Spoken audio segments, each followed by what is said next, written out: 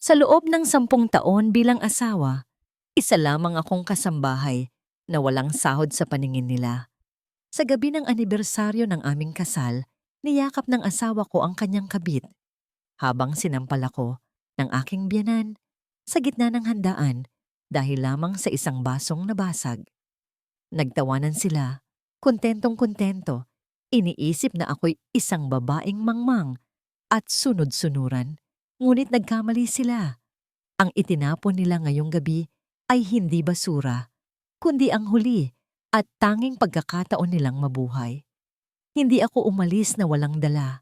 Umalis ako upang ihanda para sa kanila ang pinakamaayos na libingan ng kanilang sariling kapalaran. Huwag na huwag mong hayaang lumabas ng kusina ang babaeng yan. Nakakahiya sa mga bisita ang itsura niya. Amoy sibuyas at mantika ang buong pagkatao. Ang mga salitang yon ay hindi sinigaw, ngunit mas masakit pa ito kaysa sa anumang hagupit ng latigo dahil binigkas ito ng pabulong, puno ng diin at pandidiri.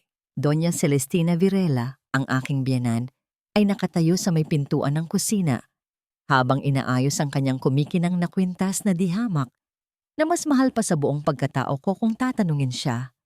Nakatalikod ako sa kanya, abala sa pag-aayos ng mga kanape sa isang malaking bandehado, ngunit naramdaman ko ang pagtusok ng kanyang tingin sa aking likuran.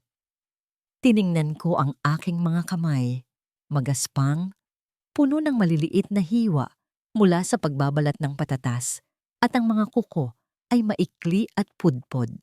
Ito ang mga kamay na nagligpit ng mga kalat nila sa loob ng 10 taon, ang mga kamay na naglaban ng kanilang maruruming damit noong nagsisimula pa lang ang kumpanya ni Nicolas, at ang mga kamay na ngayon ay nanginginig sa pagod at takot. Ngabing ito ang ika-10 anibersaryo ng aming kasal ni Nicolas, ngunit walang pumansin sa suot kong lumang bestida na kulay abo. Para sa kanila, isa lamang ako sa mga tauhan na kailangang magtago sa dilim upang hindi masira ang kinang ng kanilang marangyang pagdiriwang. Pinilit kong lunukin ang bareta ng bikig sa aking lalamunan at ipinagpatuloy ang paghahanda. Kailangan kong maging matatag para kay Bea. Ang anak ko ay nakakulong sa taas, gutom, at naghihintay na dalhan ko ng pagkain dahil ayaw ni Doña Celestina na makita ng mga bisita ang batang may hika at laging umuubo. Biglang bumukas ang pinto sa likuran at pumasok ang isang simoy ng hangin na amoy mamahaling pabango, tila sampal sa amoy ng bawang na kumapit sa aking balat. Si Vanessa, ang inaanak ni Doña Celestina at ang bagong vice-presidente ng kumpanya. Nakasuot siya ng puting bestida na yakap ang bawat kurba ng kanyang katawan. Ang kanyang balat ay makinis at walang bahid ng hirap.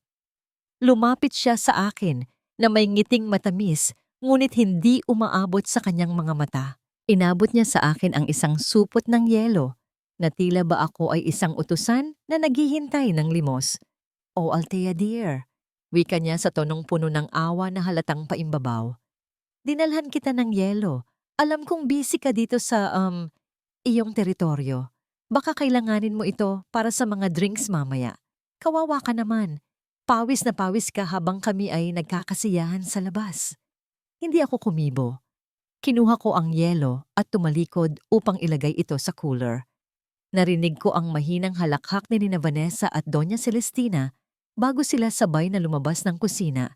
Iniwan akong mag-isa, kasama ang ingay ng mga kaldero at ang init ng pugon na tila impyernong unti-unting tumutupok sa aking pag-asa. Makalipas ang ilang sandali, kinailangan kong lumabas upang ihatid ang mga baso ng red wine para sa toast. Ang ballroom ay puno ng mga taong nakadamit ng magara, nagtatawanan at humahawak ng mga kopita na tila ba wala silang mga problema sa mundo. Nakita ko si Nicolas sa gitna, gwapo sa kanyang itim na tuxedo habang kausap ang mga investors. Ang puso ko ay tumibok ng mabilis, umaasang kahit isang sulyap ay ibibigay niya sa akin, ang kanyang asawa. Ngunit ang kanyang mga mata ay nakatuon kay Vanessa na nasa kanyang tabi, tumatawa at humahawak sa kanyang braso Nang bahagya, naglakad ako papalapit sa kanila. Hawak ang mabigat na tray na puno ng mamahaling alak. Ang bawat hakbang ko ay maingat, tinitiyak na hindi ako makagawa ng anumang pagkakamali. Ngunit nang dadaan na ako sa tabi ni Doña Celestina, nakita ko ang mabilis na paggalaw ng kanyang paa. Ang dulo ng kanyang takong ay humarang sa aking dinadaanan. Nawalan ako ng balanse. Ang mundo ay tila bumagal sa aking paningin. Sinubukan kong bawiin ang aking tayo, ngunit huli na ang lahat. Kumawala sa aking mga daliri ang pilak na tray at humampas ito sa makintab na sahig kasabay ng pagkabasag ng mga kopita. Ang pulang alak ay tumilamsik sa lahat ng direksyon at ang pinakamalaking mantsa ay dumapo sa puting bestida ni Vanessa na tila dugo sa ibabaw ng nyebe. Ang musika ay tumigil. Ang tawanan ay napalitan ng nakabibinging katahimikan. Lahat ng mata ay nakatuon sa akin. Nakita ko ang mukha ni Vanessa na naging maskara ng pagkagulat at galit. Habang si Doña Celestina ay nagpakawala ng isang sigaw na umalingaw-ngaw sa buong bulwagan. "Tanga! Napakatanga mo talaga!" Sigaw ng aking biyenan. Bago pa ako makahingi ng tawad, naramdaman ko ang isang nagbabagang init sa aking pisngi. Ang palad ni Doña Celestina ay dumapo sa aking mukha ng walang babala. Ang lakas ng sampal ay nagpabaling sa aking ulo at nagdulot ng paghilab sa aking sentido.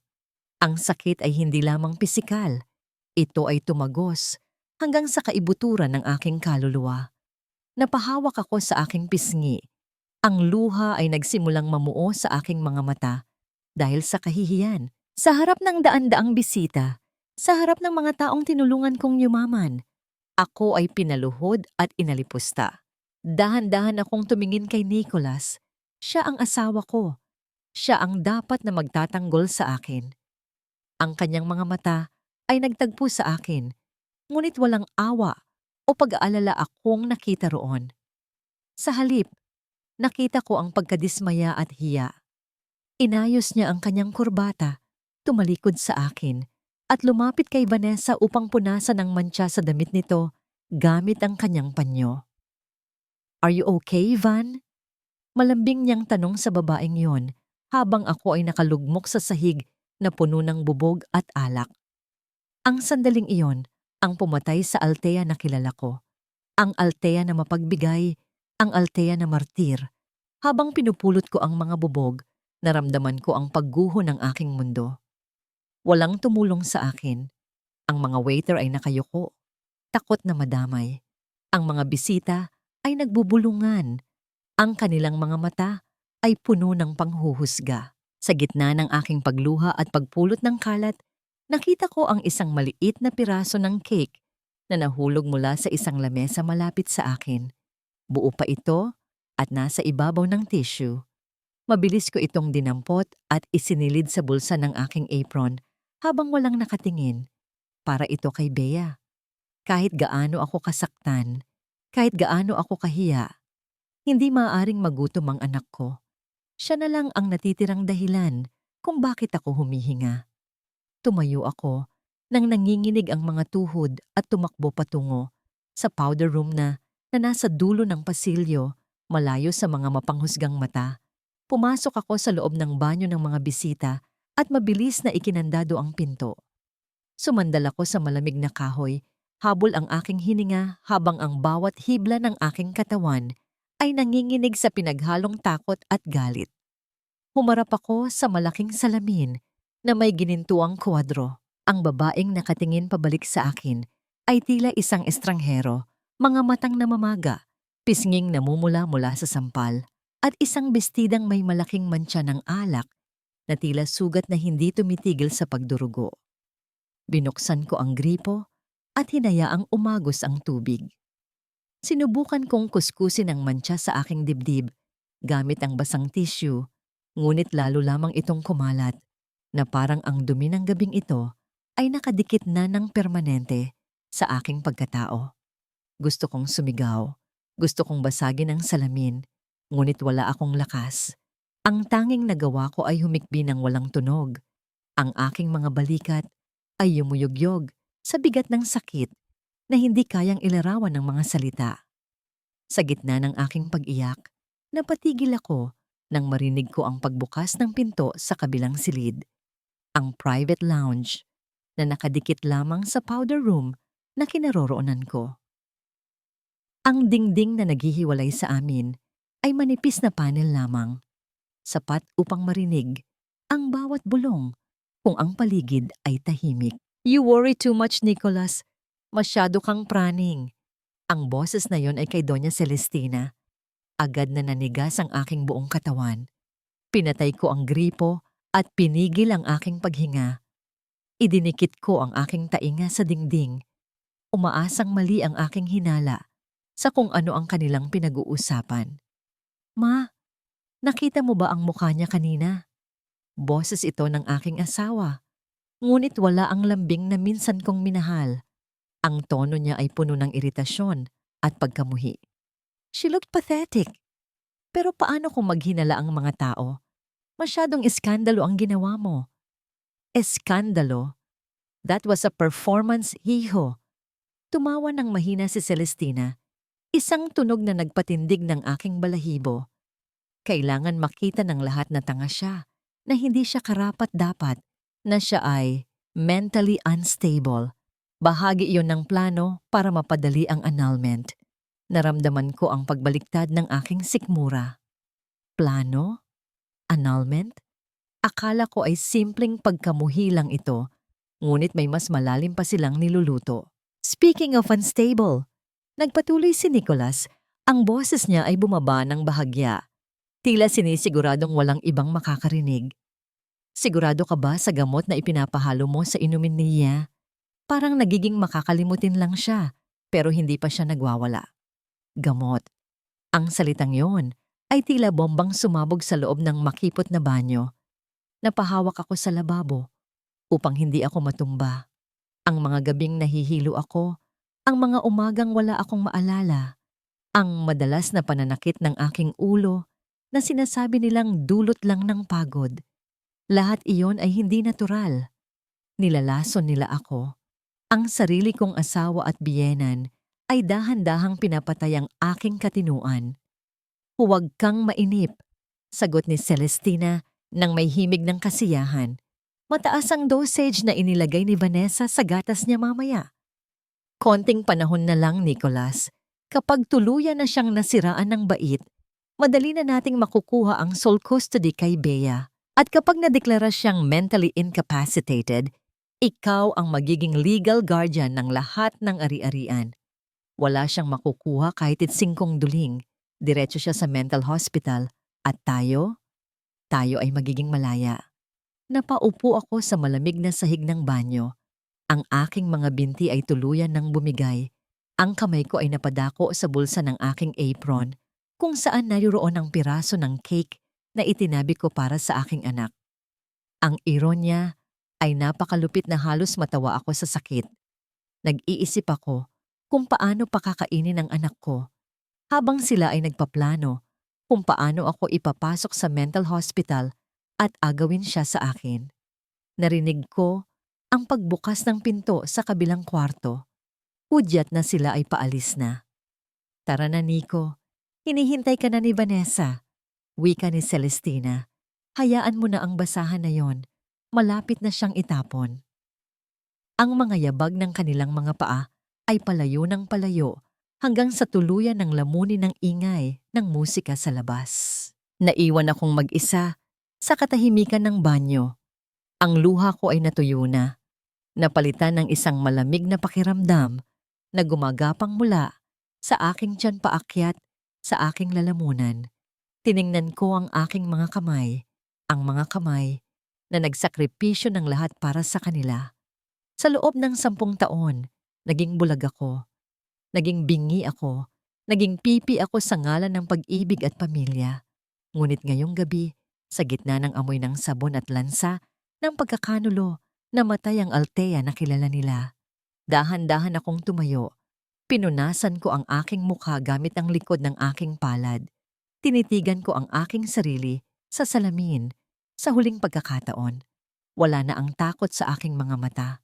Ang nakikita ko na lamang ay ang refleksyon ng isang ina na handang pumatay para sa kanyang anak. Ganito na lang ba?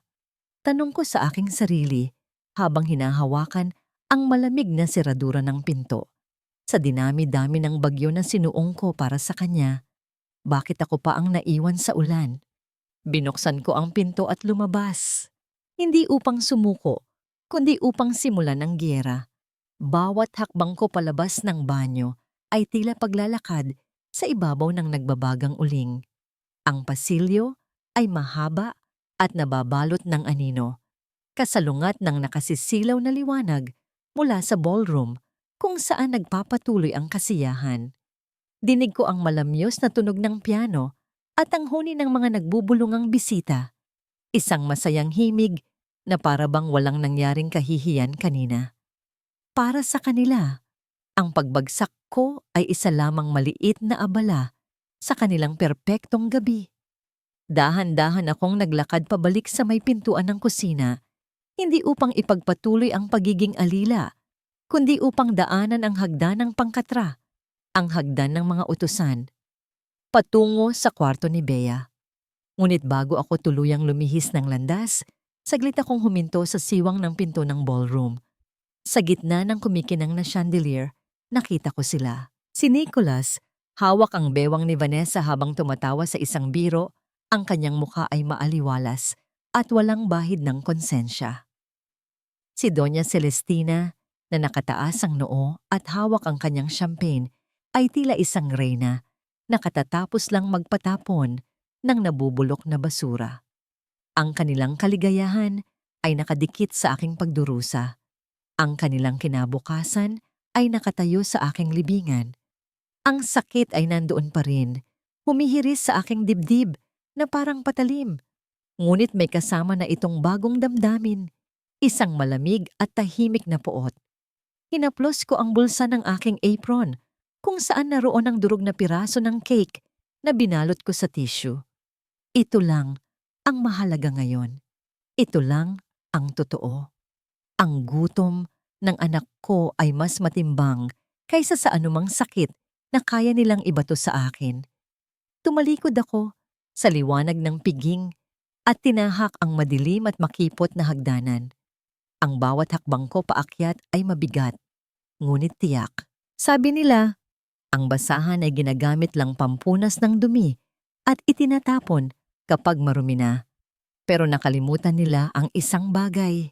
Ang basahan, kapag binasa ng gasolina at sinindihan, ay kayang tupukin ang buong bahay hanggang sa maging abo.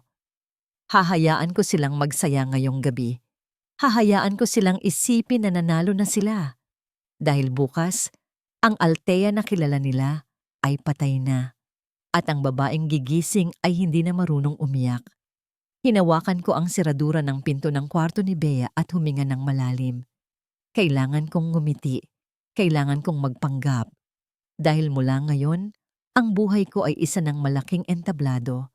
At ako ang magsusulat ng huling yugto. Binuksan ko ang pinto ng kwarto ni Bea nang may iba yung pag-iingat.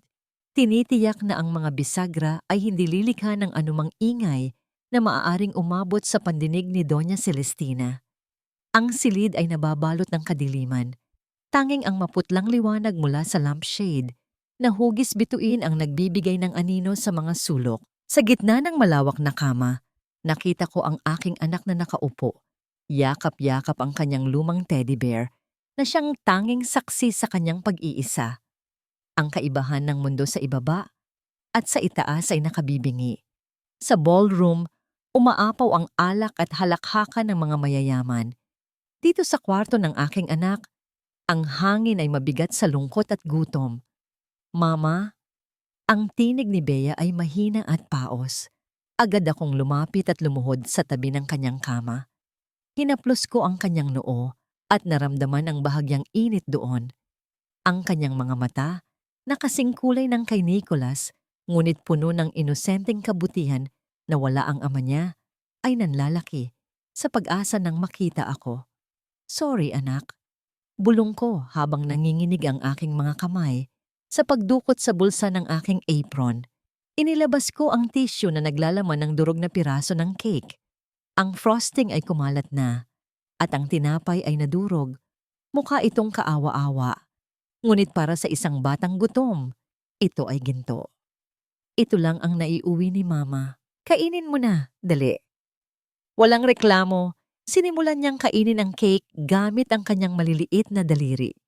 Bawat subo niya ay tila punyal na tumatarak sa aking dibdib. Ako, na nagpayaman sa kumpanya ng kanyang ama, ay kailangang magnakaw ng tiratirang pagkain para lamang hindi ko malam ang sikmura ng sarili kong anak.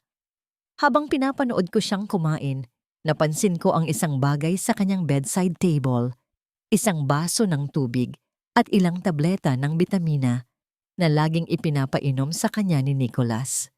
Mama, sambit ni Bea pagkatapos lunukin ang huling piraso. Tumingin siya sa akin ng seryoso, isang tingin na hindi dapat taglayin ng isang 7 taong gulang. Totoo po ba na may sakit ka sa utak? Sabi ni Daddy, kaya daw lagi kang nahihilo at nakakalimot kasi sira na ang ulo mo. Nanigas ako. Ang dugo sa aking mga ugat ay tila naging yelo. Hinawakan ko ang magkabilang balikat niya. Sinabi niya iyon sa'yo. Tanong ko. Pilit na pinatatatag ang aking boses kahit na gusto ko nang sumigaw sa galit. Tumango si Bea. Opo, sabi niya. Delikado ka daw kasama. Kaya daw dapat si Tita Vanessa na lang ang mag-aalaga sa akin kasi siya daw normal. Mama, ayaw ko kay Tita Vanessa. Ang higpit niya humawak sa braso ko kapag wala si Daddy. Ang mga salitang yon ay nagsilbing huling piraso ng puzzle. Ang pagkahilo ko tuwing umaga, ang madalas na pagkawala ng aking balanse, ang mga sandaling nagigising ako na parang may makapal na ulap sa aking isipan at hindi ko maalala kung ano ang ginawa ko nung nakaraang araw. Akala ko ay stress lang. Akala ko ay pagod lang sa pagtatrabaho, ng palihim para ayusin ang gusot na accounts ng kumpanya. Pero hindi. Naalala ko ang matamis na ngiti ni Nicholas tuwing umaga habang inaabot niya sa akin ang aking kape.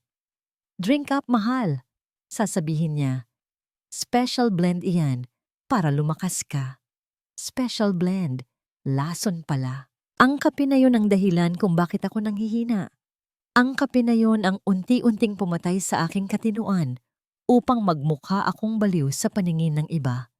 Ginagawa nila akong invalido upang legal nilang maagaw ang lahat. Ang kumpanya, ang pera, at higit sa lahat, si Bea. Isang marahan na katok sa pinto ang pumutol sa aking pagmumuni-muni. Mabilis kong pinunasan ang mga mumu ng cake sa bibig ni Bea at inayos ang kumot niya. Ang pinto ay bumukas at iniluwan nito si Nicholas. Wala na ang kanyang tuxedo jacket, nakaluwag na ang kanyang kurbata at ang kanyang muka ay nagpapamalas ng huwad na pag-aalala na dati ay nagpapakilig sa akin. Ngunit ngayon ay nagpapadiri na lamang. May hawak siyang isang tray na may lamang isang baso ng mainit na gatas. Hon! Malamig niyang tawag, ngunit ang kanyang mga mata ay nanatiling malamig habang tinitingnan kami ni Bea. Narito ka lang pala. Hinahanap ka ni Mama. Umiiyak ka na naman ba? Tumayo ako at hinarap siya. Ginamit ko ang lahat ng natitirang lakas ko upang hindi siya sampalin. Sa halip, yumuko ako, ginagaya ang kilos ng isang asawang takot at sunod-sunuran. Pinapatulog ko lang si Bea, Nico. Masama ang pakiramdam niya. Sagot ko sa mahinang boses. Lumapit siya at inilapag ang baso ng gatas sa mesa. Uminom ka muna nito. Mukhang pagod ka na. Nanginginig ka pa, sabi ni Mama. Baka inaatake ka na naman ng anxiety mo. Eto, uminom ka para makatulog ka ng mahimbing. Vanessa. Mama insisted. Muntik na siyang madulas. Ang pangalan ng kabit niya ay nasa dulo na ng kanyang dila. Kinuha ko ang baso. Mainit ito sa aking palad. Ang amoy ng gatas ay hinaluan ng banilya. Marahil upang pagtakpan ang mapait na lasa ng kung anumang kemikal na inihalo nila rito. Salamat, sabi ko. at pilit ng ngumiti. Isang ngangiting basag, ngunit sapat na para maniwala siya. Ubusin mo yan ha? Bababa muna ako para magpaalam sa mga bisita. Wika niya bago humalik sa aking noo. Ang halik na yon ay tila halik ni Judas, puno ng pagtataksil. Nang sumara ang pinto at nawala na ang kanyang mga yabag, tiningnan ko ang baso ng gatas. Ang puting likido ay tila kumikinang sa dilim. Inosente tingnan, ngunit nakamamatay. Iinom ka ba, Mama? Tanong ni Bea. Umiling ako. Hindi anak, hindi na muli. Lumapit ako sa bintana kung saan naroon ang isang paso ng halamang snake plant na matagal nang nalalanta at naninilaw. Sabi nila, ang snake plant ay mahirap patayin, pero ang halamang ito ay unti-unting namamatay sa loob ng kwartong ito. Ngayon ko lang napagtanto kung bakit. Ito ang laging pinagtatapunan ko ng mga tira-tirang kape ni Nicholas kapag hindi ko nauubos. Walang pag-aalinlangan, ibinuhos ko ang laman ng baso sa paso. Ang lupa ay mabilis na humigop sa gatas, tila uhaw na uhaw sa lason. Pinanood ko ang huling patak na mawala sa lupa. Bukas, siguradong tuyot na ang halamang ito. Pero ako ay mananatiling buhay. Pumalik ako sa kama at humiga sa tabi ni Bea. Niyakap ko siya ng mahigpit. Ipinaparamdam sa kanya na ako ang pader, na hindi kailanman matitibag ng kahit sinong Vanessa o Nicholas. Matulog ka na, anak. Bulong ko sa kanyang tainga, habang hinahaplos ang kanyang buhok. Maglaro tayo bukas, isang laro ng tagu-taguan. Kailangan nating maging magaling magtago, okay? Opo, Mama. Antok na sagot ni Bea bago siya tuluyang hilahin ng antok. Nanatili akong gising, nakadilat sa kadiliman. Ang gamot na dapat sana ay magpapatulog sa akin at magpapawala ng aking katinuan ay nasa paso na. Ngayong gabi, ang isip ko ay malinaw. Mas malinaw kaysa sa nakalipas na 10 taon. Naramdaman ko ang panginginig ng aking mga kamay, hindi dahil sa takot, kundi dahil sa adrenaline. Naalala ko ang passport na nakita ko sa bag ni Vanessa noong 1 linggo na naiwan niya sa sala.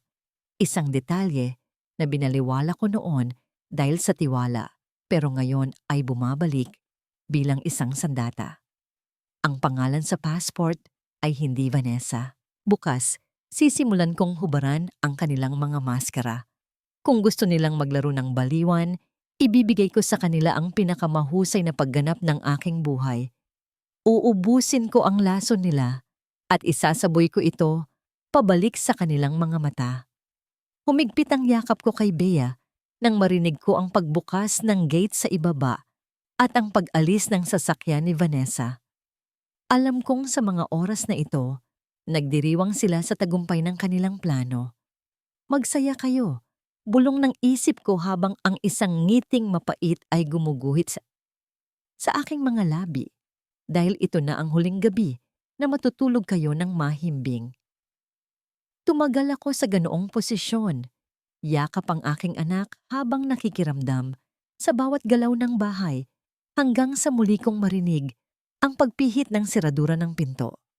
Agad akong humiga ng maayos, hinila ang kumot hanggang sa aking balikat at ipinikit ang aking mga mata. Kinontrol ko ang aking paghinga. Ginawa itong mabagal at malalim. Tila ba nasa ilalim na ako nang mahimbing na tulog na dulot ng gamot na akala nila ay ininom ko. Ang liwanag mula sa pasilyo ay tumama sa aking talukap nang bumukas ng bahagya ang pinto. Naramdaman ko ang pagpasok ni Nicholas. Ang amoy ng kanyang mamahaling kolon na ngayon ay nahaluan ng matapang na pabango ni Vanessa at amoy ng alak ay pumuno sa silid.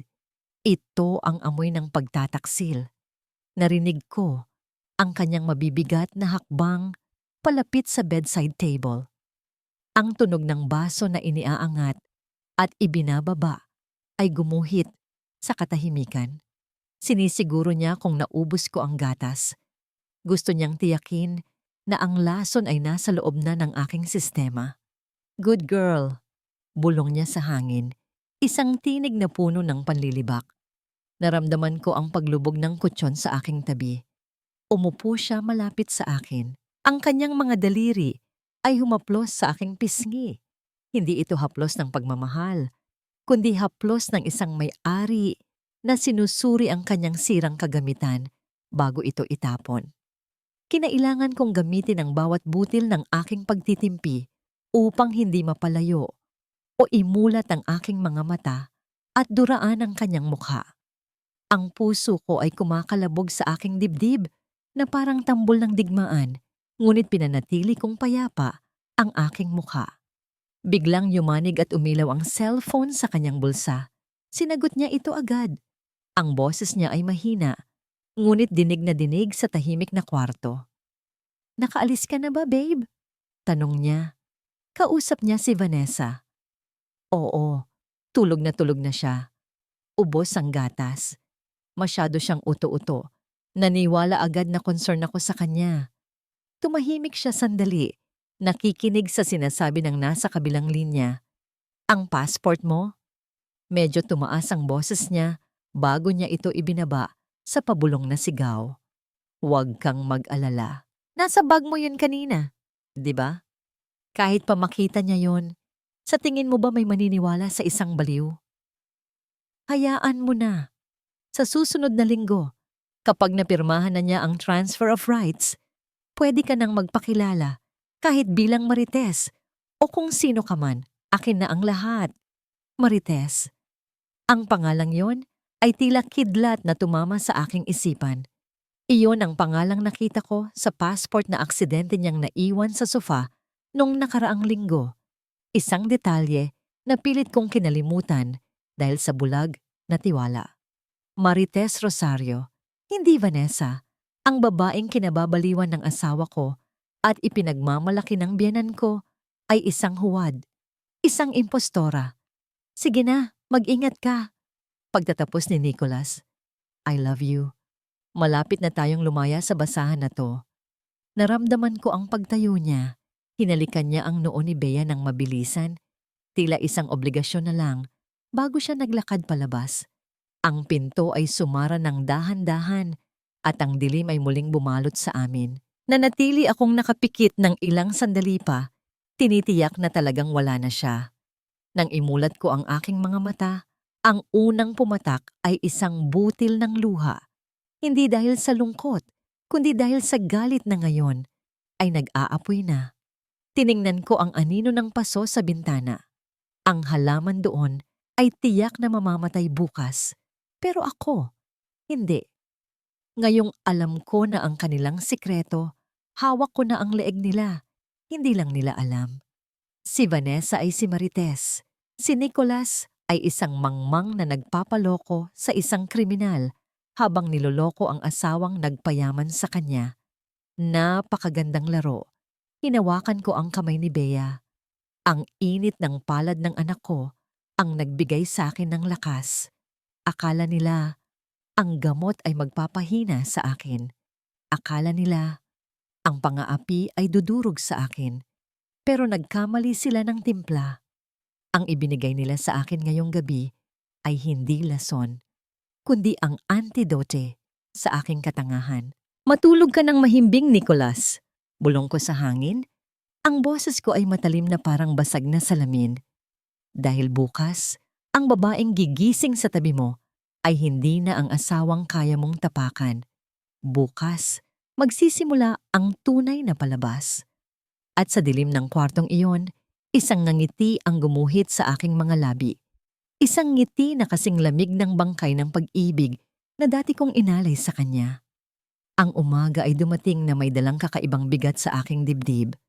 Nakatayo ako sa harap ng salamin, pinagmamasdan ang aking sarili habang dahan-dahang isinusuot ang maskara na kailangan kong gamitin sa araw na ito. Hindi ito gawa sa porselana o plastik, kundi gawa sa takot, pagkalito, at huwad na kahinaan. Kung gusto nilang maniwala na ako ay nawawala sa sarili, ibibigay ko sa kanila ang isang palabas na hinding-hindi nila makakalimutan. Sinadya kong guluhin ang aking buhok at huwag maglagay ng kahit anong pulbos sa mukha upang lumabas ang pamumutla.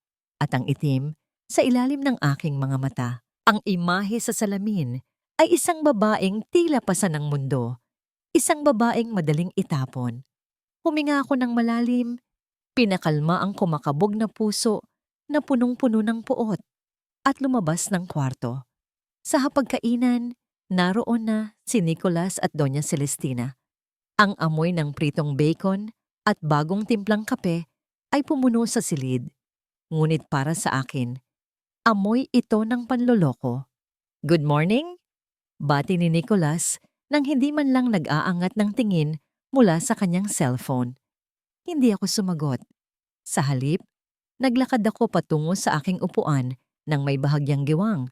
Tila bahilo pa rin ako mula sa gamot kagabi. Nang abutin ko ang pitsel ng tubig, sinadya kong panginginigin ang aking kamay. Bumangga ang pitsel sa baso at ang tubig ay tumapon sa mamahaling mantel na galing pa sa Italia. Ang tunog ng babasagin at ang pagtilamsik ng tubig ay bumasag sa katahimikan ng umaga. "Ano ba naman yan, Althea?" Sigaw ni Doña Celestina. Ang kanyang muka ay agad na nalukot sa inis. "Wala ka na bang ginawang tama? Pati pag-inom ng tubig hindi mo magawa ng maayos?" Tumingin ako sa kanila nang may nanlalaking mga mata, umaarte ng takot at pagkalito. Pasensya na po. Hindi ko alam." Parang umiikot ang paningin ko. Nagkatinginan si Nicolas at ang kanyang ina. Isang makahulugang tingin ang namagitan sa kanila. Isang tingin ng tagumpay. Iniisip nila na ang lason ay gumagana na ng husto. Tumayo si Nicolas at lumapit sa akin. Hinawakan niya ang aking balikat. Mahigpit. Tila ba inaalalayan ako. Ngunit ramdam ko ang diin ng kanyang mga daliri.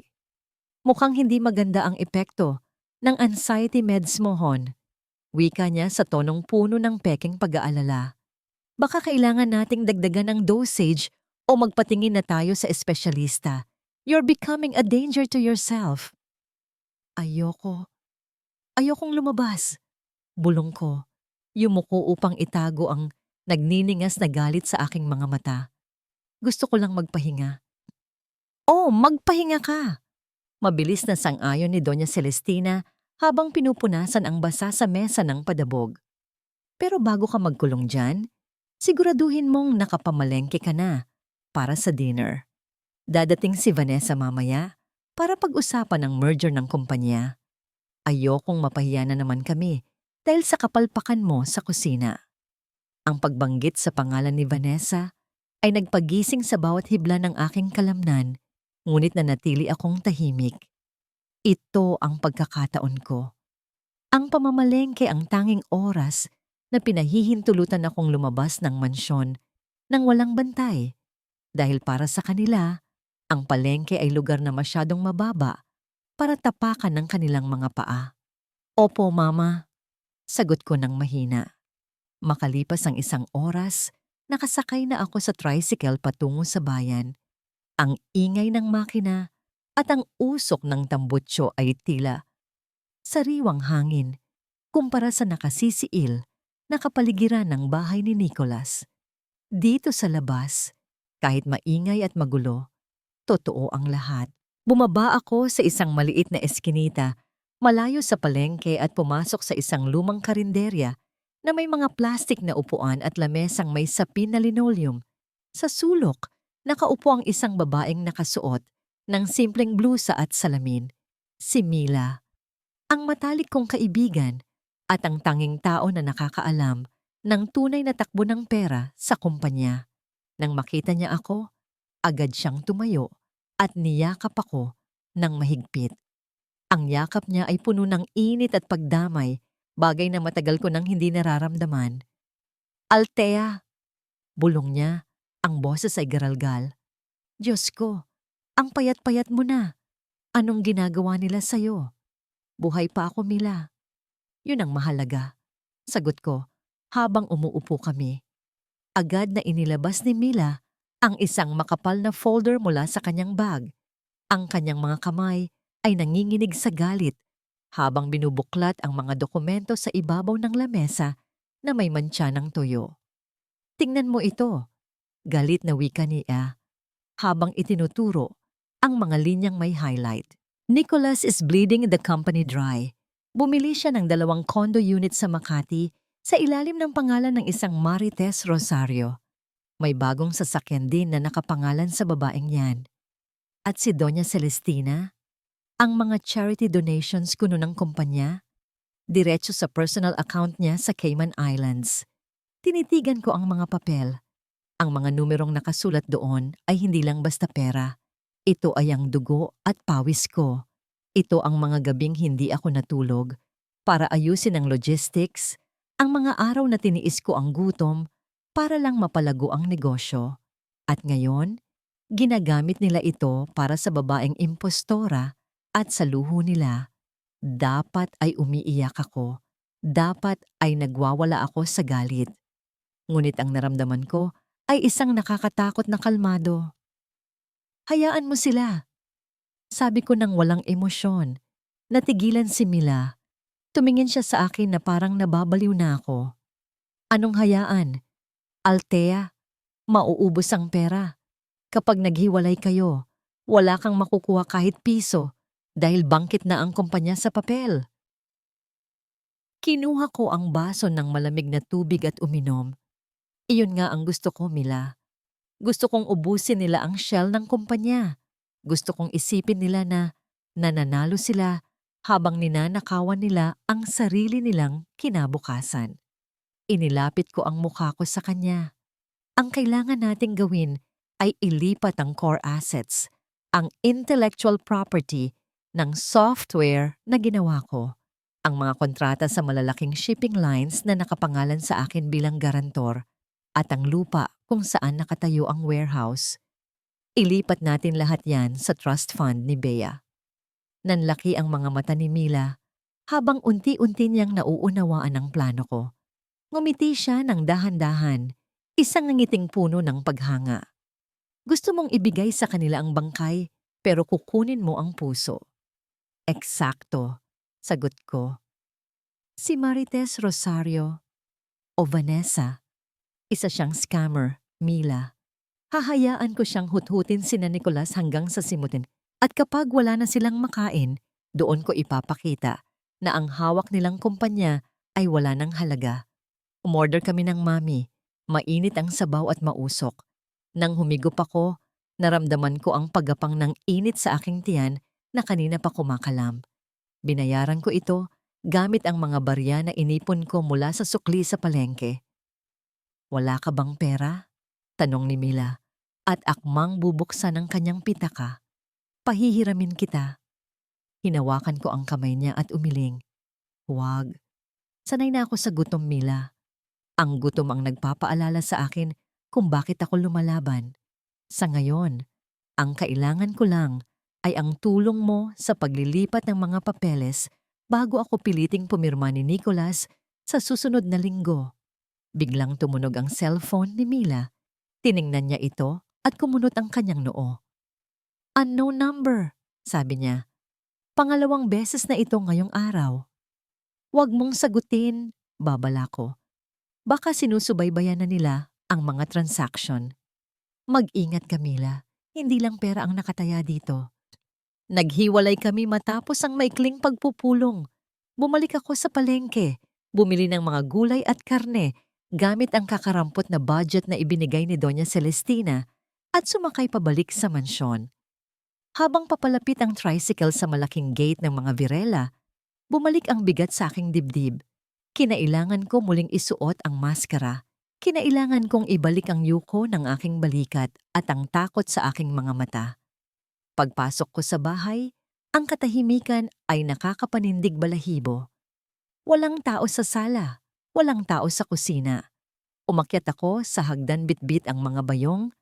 Ang bawat hakbang ay tila pagpasok sa bibig ng leon. Nang dumaan ako sa tapat ng kwarto ni Doña Celestina, nakita kong bahagyang nakabukas ang pinto.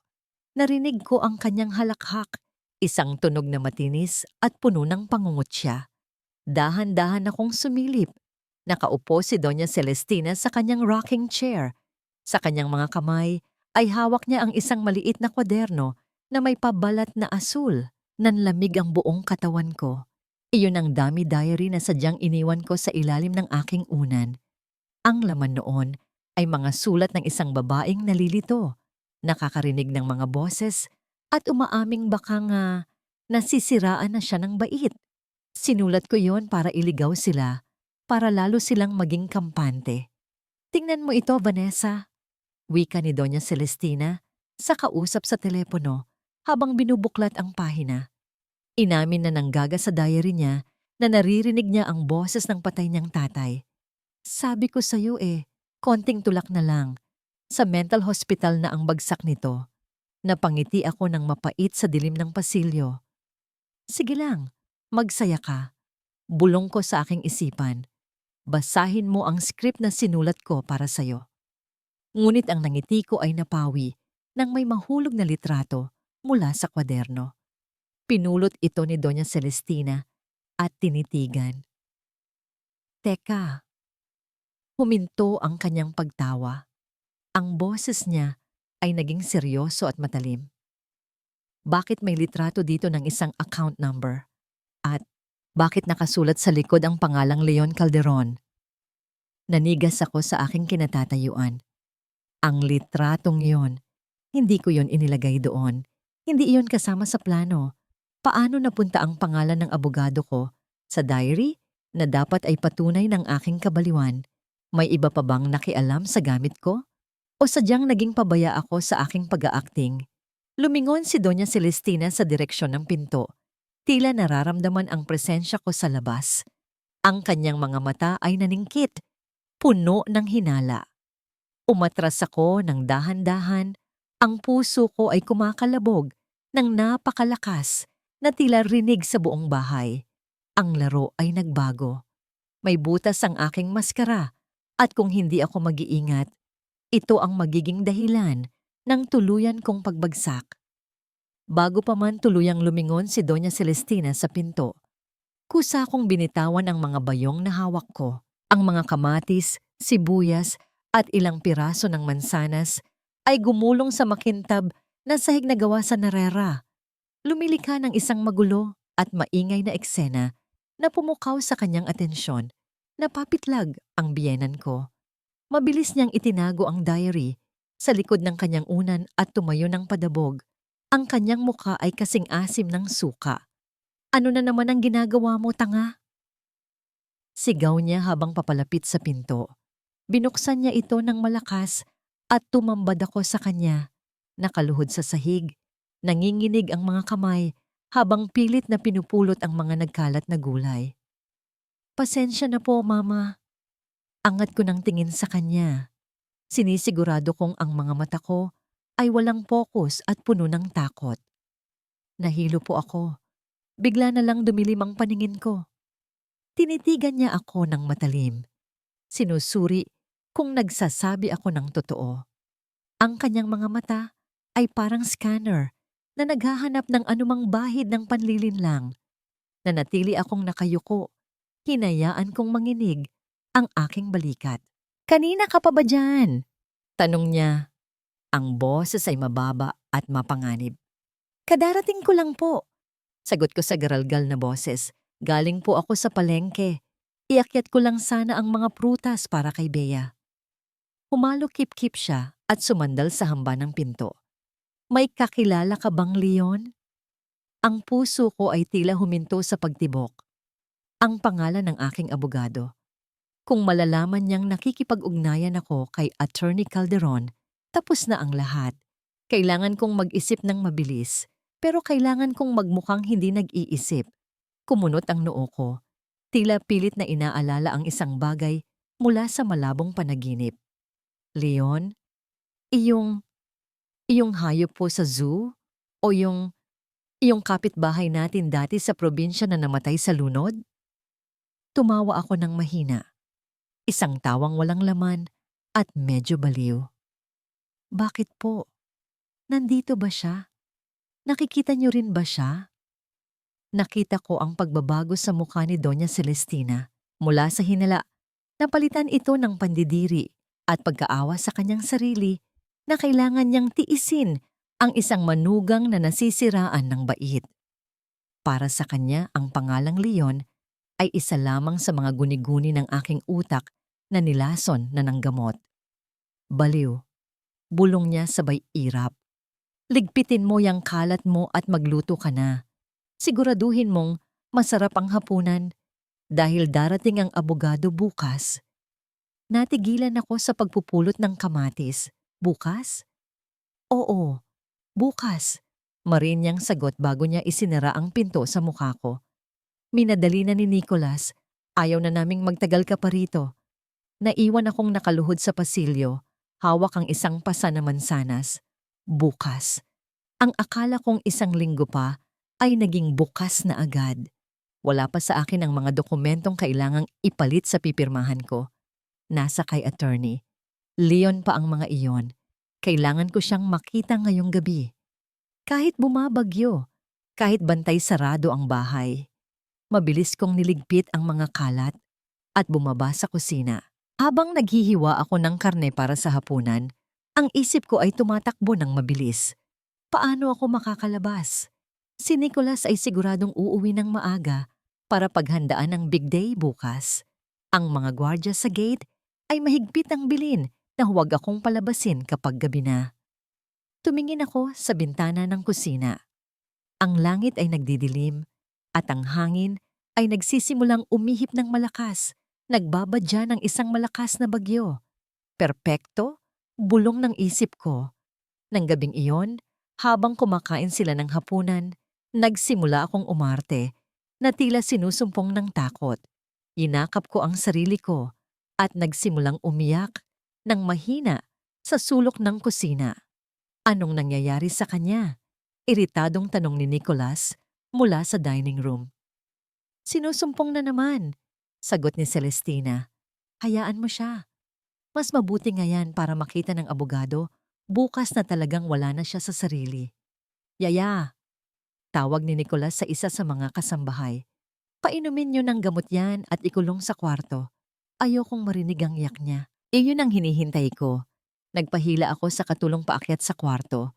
Nang iabot niya sa akin ang baso ng tubig at tableta, mabilis ko itong tinago sa ilalim ng dila at nagpanggap na nilunok. Nang makaalis siya at marinig ko ang paglak ng pinto mula sa labas, iniluwa ko ang gamot at itinapon sa inidoro. 12:00 ng hating gabi. Ang ulan ay bumabagsak na parang mga bato sa bubungan. Ang kulog at kidlat ay naghahabulan sa langit. Nilulunod ang anumang ingay sa paligid. Binuksan ko ang bintana ng aking kwarto. Nasa ikalawang palapag ako, pero mayroong trellis ng bougainvillea na gumagapang sa pader pababa sa hardin. Ito ang daan na minsan kong ginamit noong nakalimutan ko ang susi 10 taon na ang nakakaraan. Noong mahal pa ako ni Nicholas at tinatawanan lang niya ang pagiging ninja ko. Ngayon, gagamitin ko ito para takasan siya. Isinuot ko ang isang itim na jacket at itinali ng mahigpit ang aking buhok. Tiningnan ko si Bea na mahimbing na natutulog. Babalik si Mama. Pangako ko sa hangin. Babalik ako na dala ang espada natin. Lumabas ako sa bintana. Ang ulan ay agad na bumasa sa aking mukha, malamig at matalim. Ang mga sanga ng bougainvillea ay sumugat sa aking mga palad habang bumababa ako. Ang mga tinik ay bumaon sa aking balat. Humahalo ang dugo sa tubig ulan. Ngunit hindi ko ininda ang sakit. Ang bawat galos ay paalala ng kung bakit ko ito ginagawa. Pagbagsak ko sa damuhan, gumapang ako patungo sa likod ng bakod kung saan may maliit na butas na tinakpan lang ng yero. Ito ang lagusan ng mga stray cats at ngayon, lagusan ng isang desperadong ina. Nakatakas ako sa mansyon, ngunit ang tunay na hamon ay ang pagpunta sa meeting place namin ni Leon sa lumang simbahan sa kabilang bayan. Wala akong payong, wala akong sasakyan. Tanging ang galit ko ang nagsisilbing gasolina sa aking nanginginig na mga binti. Tumakbo ako sa gitna ng bagyo. Ang putik ay tumatalsik sa aking binti. Ang dilim ay tila mga kamay na humahila sa akin pabalik. Hintayin mo ako, Leon. Dasal ko habang ang kidlat ay gumuguhit sa langit. Iniilawan ang daan kong puno ng panganib. Dahil kung hindi ko makuha ang mga papel na yon ngayong gabi, bukas ay tuluyan na kaming magiging abo. Sa di kalayuan, nakita ko ang headlights ng isang sasakyan na paparating. Pulis ba ito? O si Nicholas na nakahalata sa pagkawala ko? Tumalon ako sa gilid ng kalsada at nagtago sa likod ng isang puno ng mangga. Habol ang aking hininga, habang ang sasakyan ay dahan-dahang dumaan sa aking harapan. Sa loob ng sasakyan, sa ilaw ng kidlat, nakita ko ang mukha ng driver, si Vanessa. At hindi siya nag-iisa. May kasama siyang lalaki sa passenger seat. Hindi si Nicholas. Napakagat ako sa aking labi hanggang sa malasahan ko ang dugo. Ang laro ay mas marumi pa kaysa sa inaakala ko. Ang ulan ay lalong lumakas. Tinatangkang burahin ang bakas ng aking mga luha. Ngunit hinding-hindi nito mabubura ang apoy na naglalagablab sa aking dibdib. Kailangan kong makarating kay Leon. Ngayon na. Ang sasakyan ni Vanessa ay mabilis na nawala sa dilim. Iniwan akong nakatayo sa likod ng puno, basang-basa at nanginginig. Hindi lang dahil sa lamig ng ulan, kundi dahil sa bagong impormasyong gumugulo sa aking isipan. Sino ang lalaking iyon? Ano ang papel niya sa masalimuot na larong ito? Ngunit wala akong panahon para isipin iyon. Bawat segundo ay mahalaga. Ipinagpatuloy ko ang pagtakbo sa ilalim ng walang awang hagupit ng ulan. Ang putik ay kumakapit sa aking mga paa, nagpapabigat sa bawat hakbang. Ang hangin ay sumisipol sa aking tainga, tila mga bulong ng multo na nagsasabing, sumuko na ako. Ngunit sa tuwing naiisip ko ang mukha ni Bea, ang kanyang mga matang puno ng pagtitiwala, isang bagong lakas ang dumadaloy sa aking mga ugat. Pagkaraan ng tila walang katapusang paglalakbay sa madilim na kalsada, natanaw ko na rin ang tore ng lumang simbahan ng San Roque. Ang bato nitong pader ay tila isang matandang higante na tahimik na nagmamasid sa gitna ng unos. Itinulak ko ang mabigat na pinto na gawa sa kahoy at ang mahinang alingaw-ngaw nito ay sumalubong sa akin kasama ng amoy ng lumang kandila at alikabok. Sa loob, ang tanging liwanag ay nagmumula sa ilang kandilang nakasindi malapit sa altar. Sa isa sa mga bangko sa harap, nakaupo ang isang lalaking nakatalikod. Kahit sa anino, kilala ko ang kanyang tindig. Si Attorney Leon Calderon. Nang marinig niya ang pagpasok ko, mabilis siyang lumingon. Ang kanyang mukha, na laging seryoso at kalmado, ay nabahira ng pagkagulat at pag-aalala nang makita ang aking kalagayan. Agad siyang lumapit. Ang kanyang mga sapatos ay lumilikha ng tunog sa sahig na semento. Althea, anong nangyari sa'yo? Tanong niya. Ang boses niya ay puno ng pag-aalala. Hinubad niya ang kanyang itim na coat at ipinatong ito sa aking mga balikat. Ang init nito ay tila isang yakap na matagal ko nang hindi naramdaman. Wala na tayong oras, Leon, sabi ko. Ang aking boses ay nanginginig sa pagod at lamig.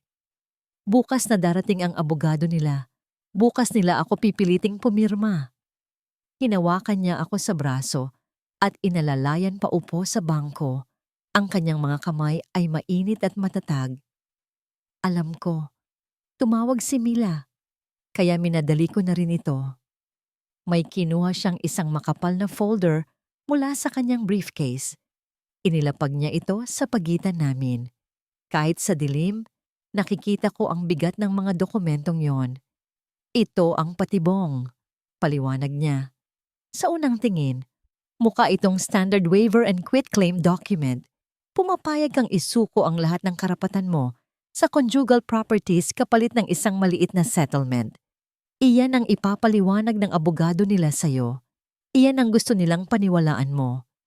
Binuklat niya ang folder sa isang partikular na pahina sa gitna, halos pahina 50. Pero dito sa section 7, sa ilalim ng miscellaneous provisions, nakatago ang tunay na sandata. Isang addendum na nagsasabing bago maging epektibo ang waiver, lahat ng intellectual properties at key corporate assets na personal mong ginawa o ginarantiyahan ay ililipat muna sa isang trust fund na ang tanging beneficiary ay ang anak ninyong si Beatrice Sinag Virela. Tinitigan ko ang mga salitang nakasulat sa legal na lengguwahe. Maiintindihan kaya nila ito? Hindi. Mabilis na sagot ni Leon. It's buried in legalese. Ang haba at ang boring basahin. At dahil sa tingin nila ay nasisiraan ka na ng bait, akalain nilang pipirma ka lang nang hindi nagbabasa. Their arrogance is our greatest weapon, Althea. Kailangan mong siguraduhin na ang kopya na ito ang mapipirmahan nila. Kanila, isisingit mo ito sa folder na ibibigay nila bukas. Inabot niya sa akin ang folder. Ang bigat nito sa aking mga kamay ay hindi lang bigat ng papel, kundi bigat ng aking kinabukasan.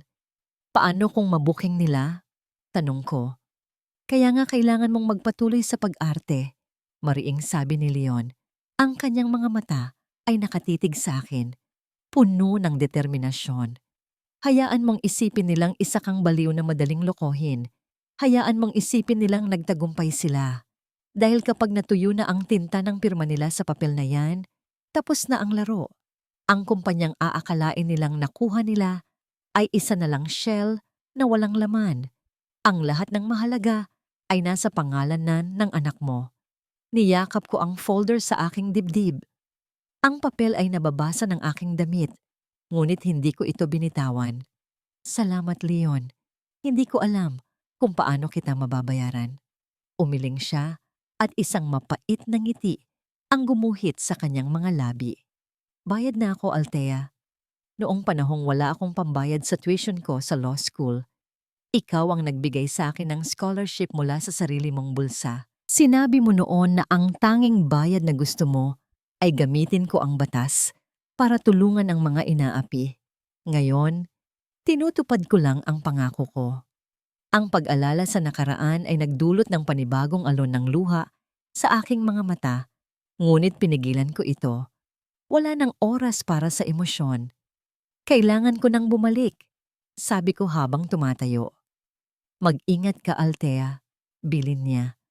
Ang ginagawa mo ay lubhang mapanganib. Mas mapanganib kung wala akong gagawin, sagot ko. Hinubad ko ang coat niya at isinauli. Baka hanapin ito ng asawa mo. Ngumiti siya ng bahagya. Wala akong asawa. Ang batas ang tanging binibigyan ko ng atensyon. Isinuot niya muli ang coat sa aking mga balikat. Sa'yo na muna yan. Kailangan mo yan laban sa lamig. Tumango ako bilang pasasalamat. Itinago ko ang folder sa ilalim ng itim na jacket na suot ko. Pinoprotektahan ito mula sa ulan. Naglakad ako palabas ng simbahan at muling hinarap ang unos. Ngunit ngayon, hindi na ako nag-iisa. Ngayon, may hawak na akong espada. Ang pagbalik sa mansyon ay mas mahirap. Ang putik ay mas malalim. Ang hangin ay mas malakas. Pagdating ko sa bakod, halos hindi ko na maakyat ang pader dahil sa pagod at sa mga sugat sa aking kamay. Ngunit sa huli, nagawa ko. Basang-basa, puno ng putik, at nanginginig sa ginaw, nagawa kong makapasok muli sa aking kwarto nang walang nakakapansin. Itinago ko ang basang folder sa ilalim ng kutsyon. Hinubad ko ang aking mga damit at nagpalit ng tuyong pantulog. Paghiga ko sa kama, naramdaman ko ang pagod sa bawat buto ng aking katawan.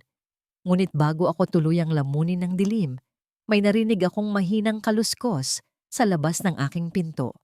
Ang seradura ay dahan-dahang umikot. Ang pinto ay bumukas at tumambad ang anino ni Nicolas sa liwanag na nagmumula sa pasilyo.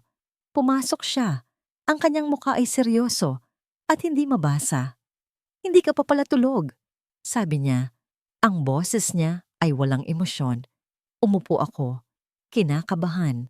Nakita niya ba akong umalis? Nagising ako sa kulog. Pagsisinungaling ko. Tiningnan niya ang basang sahig malapit sa bintana. Ang mga patak ng tubig ulan na dala ko ay kumikinang sa dilim. Sinundan ng kanyang mga mata ang trail ng tubig patungo sa aking kama. Lumapit siya. Bawat hakbang niya ay tila isang martilyong pumupukpok sa aking dibdib. Huminto siya sa tabi ng aking kama at tinitigan ako ng matagal. "Nananaginip ka na naman ba, Althea?" Tanong niya sa isang boses na nakakakilabot. "Sinabi ng yaya na sumisigaw ka raw sa tulog mo, kaya dinalhan kita ng gamot. Extra strong, para masigurado nating makakapahinga ka ng maayos para bukas." Inabot niya sa akin ang isang tableta at isang baso ng tubig. Ang kamay niya ay hindi nanginginig. Ang mukha niya ay walang bahid ng pag-aalinlangan. Tinitigan ko ang gamot sa kanyang palad. Alam kong ito na ang pinakamataas na dosage na ibibigay nila. Kung iinumin ko ito, baka hindi na ako magising bukas. O kung magising man ako, baka tuluyan ng blangko ang aking isipan. Ngunit kung hindi ko ito iinumin, malalaman niyang nagpapanggap lang ako. "Uminom ka na." Utos niya. Ang pasensya ay unti-unti nang nawawala sa kanyang tono. "Para sa ikabubuti mo ito. Ito na ang pagsubok. Ang pagsubok sa aking katatagan. Ang pagsubok sa aking pag-arte." Kinuha ko ang tableta. Dinala ko ito sa aking bibig. Tinitigan ko siya sa mata habang dahan-dahan kong inilagay ang baso sa aking mga labi. Ang mundo ay tila huminto sa pag-ikot habang naghihintay siya na lunukin ko ang lason. Ang lamig ng baso ay dumampi sa aking mga labi. Ang mga mata ni Nicholas ay nakatitig sa akin. Hindi kumukurap. Tila isang ahas na naghihintay sa kanyang biktima na malunok ang kamandag. Sa loob ng baso, ang tubig ay bahagyang gumagalaw. Sumasayaw kasabay ng panginginig ng aking kamay na hindi ko na alam kung totoo pa o bahagi na ng aking pag-arte. Isinubo ko ang tableta. Ang mapait na lasa nito ay agad na kumalat sa aking dila. Itinaas ko ang baso, handa ng uminom. Ngunit sa huling sandali, ginawa ko ang isang bagay na idinikta ng aking survival instinct. Sinadya kong higpitan ang hawak ko sa baso hanggang sa mangawit ang aking mga daliri. At saka ko ito biglang niluwagan na tila ba nawalan ako ng lakas. Ang baso ay dumulas mula sa aking nanginginig na kamay. Ang tubig ay sumabog sa aking damit, sa mamahaling kumot, at sa braso ni Nicholas. Ang baso mismo ay gumulong sa sahig. Hindi nabasag, ngunit lumikha ng isang maingay na paggulong sa sahig na kahoy bago ito huminto sa ilalim ng kama. Ang tableta na nasa aking dila pa ay mabilis kong iniluwa kasabay ng aking pagsigaw na kunwari ay dahil sa pagkagulat. Nahulog ito sa basang bahagi ng kumot, halos hindi na makita. Ano ba yan? Ang sigaw ni Nicholas ay umalingaw-ngaw sa loob ng kwarto, mas malakas pa kaysa sa kulog sa labas. Mabilis niyang iwinaksi ang kanyang braso na nabasa ng tubig. Tila ba ito ay napaso sa apoy. "Pati pag-inom ng gamot, palpak ka pa rin. Tingnan mo ang ginawa mo. Binasa mo ang lahat." Yumuko ako. Ang aking katawan ay nanginginig sa takot. Isang takot na perpekto kong inilabas para sa kanya. Pinulot ko ang baso sa sahig at itinago ang aking mukha sa likod ng aking buhok. "Patawad. Nanginginig lang ang kamay ko. Hindi ko sinasadya." Nakita ko sa gilid ng aking mata ang tableta na nalusaw na sa basa ng kumot. Sa sobrang inis at pagkadiri sa akin, hindi na ito napansin ni Nicholas. Tinalikuran niya ako ng padabog. "Bahala ka na nga dyan. Siguraduhin mong presentable ka bukas. Ayokong mapahiya sa abogado dahil sa itsura mong parang basahan." Ang paghampas niya sa pinto pagsara ay lumikha ng malakas na kalabog na yumanig sa buong kwarto. Naiwan akong mag-isa sa katahimikan, basang-basa. Ngunit sa kauna-unahang pagkakataon, sa loob ng maraming taon, pakiramdam ko ay ako ang may hawak ng kapangyarihan. Nakaligtas ako sa isang gabi. Ngayon, kailangan kong malampasan ang araw na darating. Kinabukasan, ang bagyo ay humupa na. Nag-iwan ng isang mundong tila hinugasan. Sariwa ang hangin, ngunit puno ng mga sirang sanga at nagkalat na dahon. Ganoon din ang pakiramdam ko. Payapa sa labas, ngunit magulo sa loob. Maagang umalis si Nicolas at Doña Celestina. May mahalaga raw na meeting sa board. Alam kong isa lang itong palabas para ihanda ang entablado para sa aking pagpirma mamayang hapon. Ang bahay ay naiwan sa amin ni Vanessa. Ito ang perpektong pagkakataon. Natagpuan ko siyang nakaupo sa tabi ng swimming pool, nakasuot ng puting bikini at malaking salamin sa mata. Humihigop ng orange juice.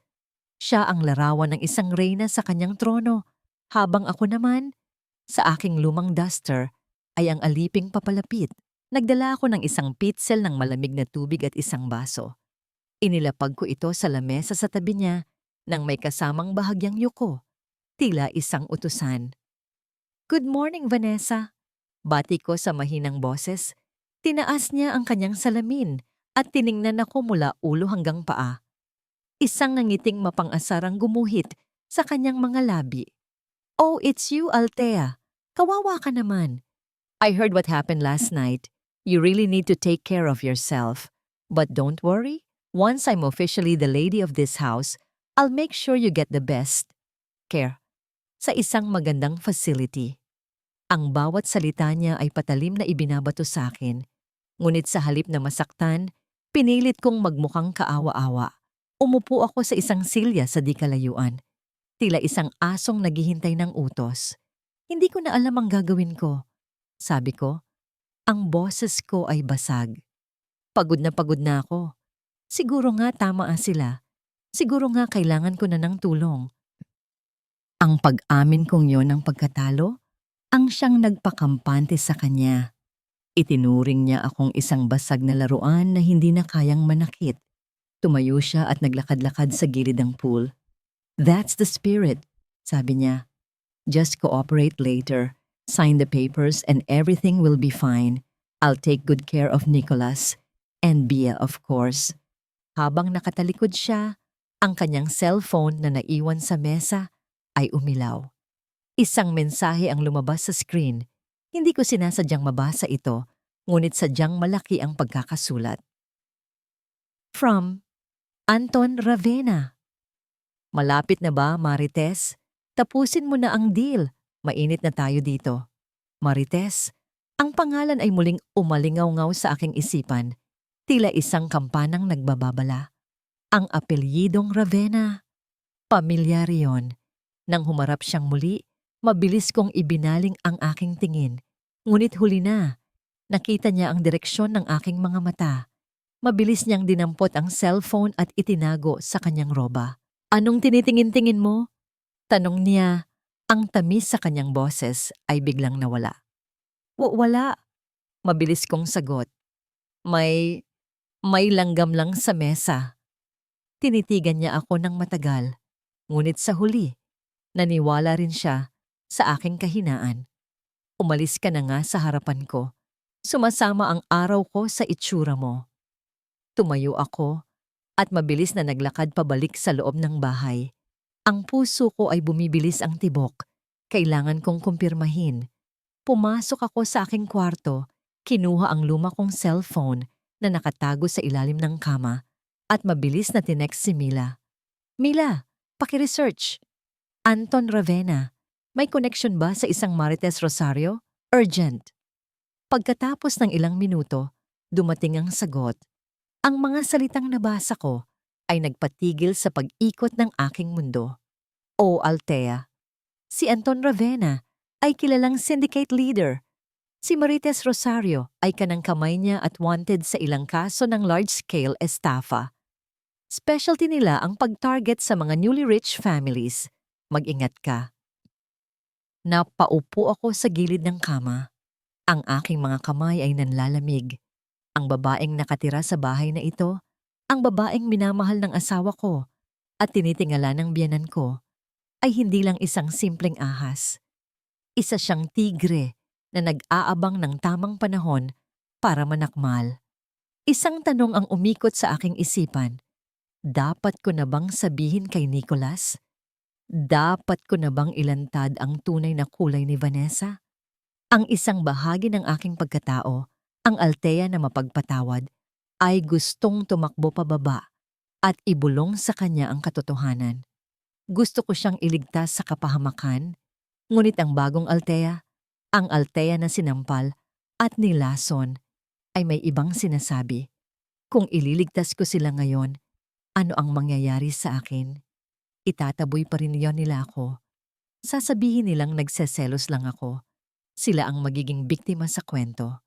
At ako, mananatiling talunan. Isang malamig na desisyon ang gumapang sa aking puso. Hindi ko sila ililigtas. Hahayaan kong ang ahas na inalagaan nila ang siyang tumuklaw sa kanila. Hahayaan kong si Marites ang maging instrumento ng kanilang pagbagsak. At kapag ubos na ang lahat ng yaman nila, kapag wala na silang mapupuntahan, doon ako papasok para pulutin ang mga piraso. Hindi para sa kanila, kundi para sa anak ko. Tumayo ako at naglakad patungo sa bintana. Mula doon, tanaw ko si Vanessa na nag-aayos ng kanyang buhok. Ang ganda niya ay nakakalinlang, isang bulaklak na may lason. Bumalik ako sa aking pag-arte. Pumasok ako sa banyo at nagsuklay. Nang biglang bumukas ang pinto, si Bea. Tumakbo siya papalapit sa akin. Mama, si Tita Vanessa. Kinuha niya po ang drawing ko. Sumbong niya. Hayaan mo na anak. Sabi ko habang sinusuklay ang buhok niya. Pero mama, nahulog po yung bag niya. Nakita ko po yung laman.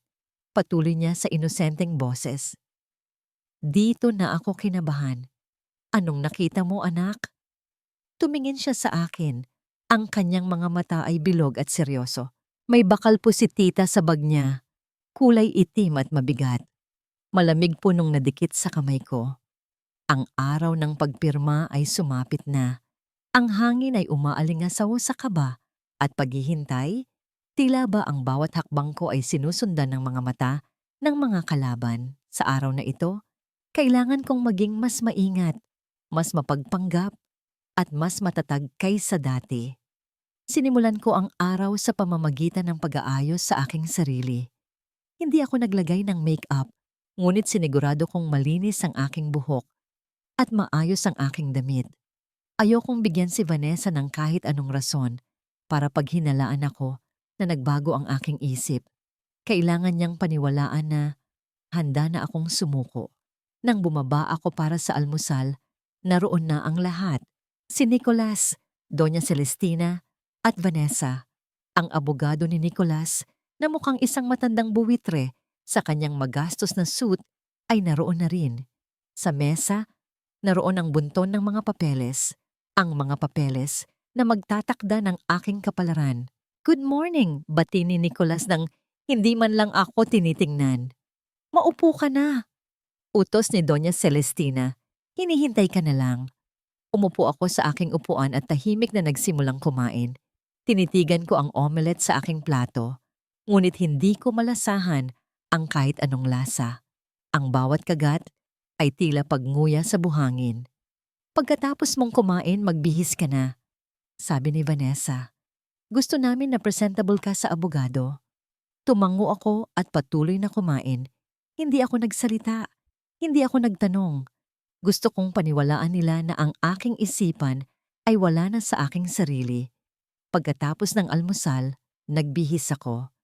Sinadya kong magsuot ng lumang bestida na may mantsa pa ng alak mula sa nakaraang gabi. Hindi ko na rin sinuklay ang aking buhok. Gusto kong magmukhang isang kaawa-awang nilalang na handa nang isuko ang kanyang laban. Pagpasok ko sa sala, naroon na ang lahat. Ang abogado ay nakaupo sa malaking mesa. Handa na ang mga papeles at panulat. Si Nicolas at Doña Celestina ay nakatayo sa likuran niya. Ang kanilang mga mukha ay puno ng nagtatagumpay na pag-asam. Si Vanessa ay nakaupo sa sofa. Ang kanyang mga mata ay sumusuri sa akin. Maupo ka na, Althea, sabi ng abogado. Mayroon lamang tayong ilang papeles na kailangan mong pirmahan. Madali lang ito. Umupo ako sa tapat niya. Sinimulan niyang ipaliwanag ang mga dokumento, ngunit hindi ako nakinig. Ang aking mga mata ay nakatuon kay Vanessa. Nakita kong bahagya siyang kinakabahan. Ang kanyang mga daliri ay kinakatok ang kanyang tuhod. Paminsan-minsan, tumitingin siya sa kanyang relo. Sino kaya ang hinihintay niya? Mayroon ka bang kahit anong tanong? Tanong ng abogado. Umiling ako. Kung gayon, maaari ka nang magsimulang pumirma. Sabi niya. Itinuturo ang unang pahina. Kinuha ko ang panulat at tinitigan ng papel. Ito na. Ito na ang pinakahuling sandali. Kung pipirma ako sa mga papeles na ito, mawawala sa akin ang lahat. Huminga ako ng malalim at nagsimulang pumirma. Ang aking kamay ay nanginginig. Ngunit pinilit kong ituloy. Sa bawat pirma, pakiramdam ko ay unti-unting nawawala ang aking kaluluwa. Nang matapos kong pirmahan ang unang set ng mga papeles, kumuha ako ng tubig mula sa mesa at sa sinadyang pagkakamali, itinapon ko ito sa mga dokumentong nasa harapan ko. Ang tubig ay tumilamsik sa mahahalagang papel. Lumilikha ng isang madilim na mantsa na mabilis na kumalat. Nagulat ang abogado. Napatayo si Nicholas. Ang kanyang mga mata ay nangliliit sa galit. Ano na naman ang ginawa mo, Althea? Sigaw ni Doña Celestina. Ang boses niya ay matinis at puno ng puot. Palagi ka nalang pabigat. Patawad po. Hindi ko po sinasadya. Pilit kong sinabi. Ang aking boses ay mahina at nanginginig. Inilapag ko ang baso sa mesa at sinubukan kong punasan ang natapong tubig gamit ang aking panyo. Masyado ka nang nagiging abala, sabi ni Nicholas. Ang kanyang tinig ay nagtataglay ng pagkadismaya. Nagsalita ang abogado. Huwag kayong mag-alala. Meron tayong kopya ng mga dokumento. Ngunit kahit sa kanyang tinig, ay may pagkabahala. Anong nangyayari? Tanong ni Vanessa. Ang kanyang mukha ay nagpapakita ng pagkalito. Tumingin ako kay Vanessa at ngumiti. Isang mapait na ngiti na tila nakatago sa dilim. Wala po, Vanessa.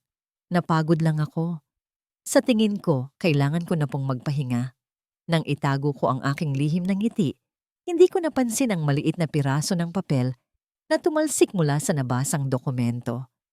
Bumabagsak yun sa sahig, tila ba isang lihim na mensahe na naghihintay ng pagkakataong mabasa. Tumingin ako sa kanila, handang tapusin ang palabas. Ipagpatuloy natin, sabi ko. Ang aking boses ay kalmado na. Pirmahan na natin ang mga papel. At nang akala nilang natalo na ako, nang akala nilang natapos na ang lahat, ako naman ay ngumiti. Dahil hindi nila alam, sa aking kamay, nasa akin pa rin ang lahat. Mabilis na pinunasan ng abogado ang mga dokumento. Ngunit ang tubig ay sumipsip na sa papel na nagdudulot ng malabong mantsa. Tila napilitan siyang gumamit ng ibang set ng mga papeles. Ang mga mata ni Nicholas ay nagliliwanag sa galit, ngunit pinigil niya ang kanyang sarili. Hindi niya kayang sirain ang kanyang plano sa huling sandali. Ulitin natin. Wika ng abogado, ang kanyang boses ay medyo nanginginig na. Inabot niya sa akin ang mga bagong papeles na itinutok ang panulat sa lugar kung saan ako dapat pumirma. Sa pagkakataong ito, nagmukha akong lubos na sumusunod. Kinuha ko ang panulat, ngunit sa halip na pumirma kaagad, binasa ko muna ang bawat pahina. Hindi upang basahin ang mga salita, ngunit upang magbigay ng impresyon na binabasa ko. Ang bawat galaw ko ay sinasadyang mabagal at mahina. Tila ba ako ay pagod na pagod na. Habang binabasa ko ang mga dokumento, nadama ko ang tensyon na bumabalot sa silid. Si Vanessa ay hindi na mapakali. Sumusulyap siya sa aking direksyon at nakikita ko na ngayon ang kaunting pag-aalinlangan sa kanyang mga mata. Si Doña Celestina ay nakakunot ang noo. Tila ba naramdaman niya ang kakaibang hangin. Bilisan mo na, Althea, sabi ni Nicholas. Ayokong masayang ang oras natin. Opo, Nico. Mahina kong sagot. Sa wakas, narating ko ang huling pahina. Dito ko na dapat ilagay ang aking lagda. Ngunit sa halip na gawin iyon, ginawa ko ang isang bagay na hindi nila inaasahan. Binaba ko ang panulat. Mayroon po akong itatanong, sabi ko. Ang aking boses ay mahina, ngunit matatag. Tumingin ako kay Nicholas ng diretso sa mata. Nang magpakasal po tayo, nangako ka na mamahalin mo ako habang buhay. Tinupad mo ba yon? Nagulat si Nicholas sa aking tanong. Ano ba yung pinagsasabi mo, Althea? Huwag ka nang magdrama. Just sign the papers. Sumagot ka, Nicholas. Pagpupumilit ko. Tinupad mo ba ang pangako mo sa akin? Nang may pagkasuklam, tumingin siya sa akin.